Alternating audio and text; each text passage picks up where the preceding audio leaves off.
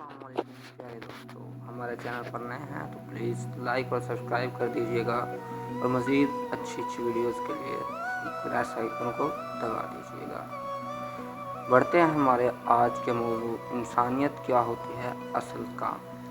मोहम्मद हमाद कराची मेरे घर के करीब एक ऑटो वर्कशॉप थी जहाँ एक छोटा सा लड़का काम करता था जिसे सब छोटू कहकर पुकारते थे। इस लड़के की उम्र 9 से 10 सालों की। मैं अपने स्कूल के साथियों के साथ आते जाते इसे देखा करता था और अपने साथियों से कहता कि शुक्र है मैं ये काम नहीं करता, वरना मेरे कपड़े भी इसकी तरह गंदे होते और मुझे भी इन गंदे टायरों को हाथ लगाकर खोलना पड़ता। वक़्त गुजरता गया, मैं छठी से मैट्रिक तक पहुंच गया। छोटू भी अब कुछ बड़ा हो गया था और वो ज़्यादा एतमाद से काम करता था, मगर कपड़े अब भी वही मैले कुचैले होते थे। मैं कभी कभार इससे कहता, तुम अपनी ज़िंदगी बर्बाद कर रहे हो, काश तुम भी कुछ पढ़ लिख लेते और हमारी तरह साफ़ सुथरे मुआशरे का एक फ़र्द बनते। छोटू हमेशा जवाब देता, आदमी पढ़ा लिखा हो या ना हो, सबसे बड़ी चीज़ इंसानियत और दूसरों के साथ हमदर्दी है। बहुत सारा वक्त गुजर गया, मैंने यूनिवर्सिटी से बड़ी डिग्री हासिल की, इम्तियाजी नंबरों से पास हुआ था, इसलिए मुझे एक फर्म में बहुत अच्छी मुलाजमत मिल गई। मेरे वालिदैन ने मेरी शादी करा दी, मेरी 2 बेटियां हुई। मैं अपने आप को बड़ा खुशनसीब समझता था और अक्सर इसका तज़किरा भी कर देता था कि इल्म ने मुझे नफ़ा दिया और आज मैं अपनी तालीम की वजह से अपने बच्चों की अच्छी परवरिश कर रहा हूँ।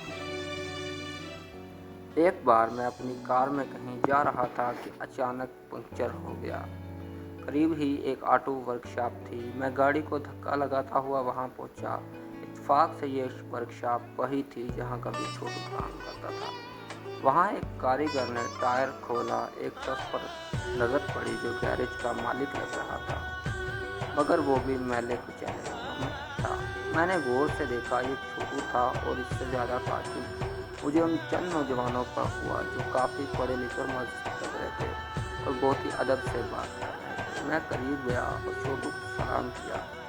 वो मुझे पहचान गया। कुछ देर बाद हुई, पंक्चर लग चुका था। मैं छोटू से रुखसत हुआ और जाते हुए नौजवानों को बताया, इस वर्कशॉप का मालिक छोटू मेरा पुराना वाकिफकार है। इनमें से एक ने कहा, जनाब छोटू ना कहें, हमें अच्छा नहीं लगता। आज जो हम आपके सामने हैं तो इन्हीं की बदौलत हैं। हमारी फीस, यूनिफॉर्म, किताबें, सबका खर्च यही उठाते हैं। हमारे अलावा कई और तालिब इल्म का खर्च उठाते हैं। ये छोटे नहीं तो हमारे लिए तो रहमत का फरिश्ता है। इनकी ये बात सुनकर मैं सोच में पड़ गया कि पढ़ लिख कर बड़ा काम किया या इसने दूसरों को पढ़ा लिखा कर बड़ा काम किया। तो मेरे प्यारे दोस्तों, इसमें ये सबक मिलता है कि खुद के लिए बनाना या करना कोई कमाल नहीं, बल्कि दूसरों के दिलों में रहना कमाल है।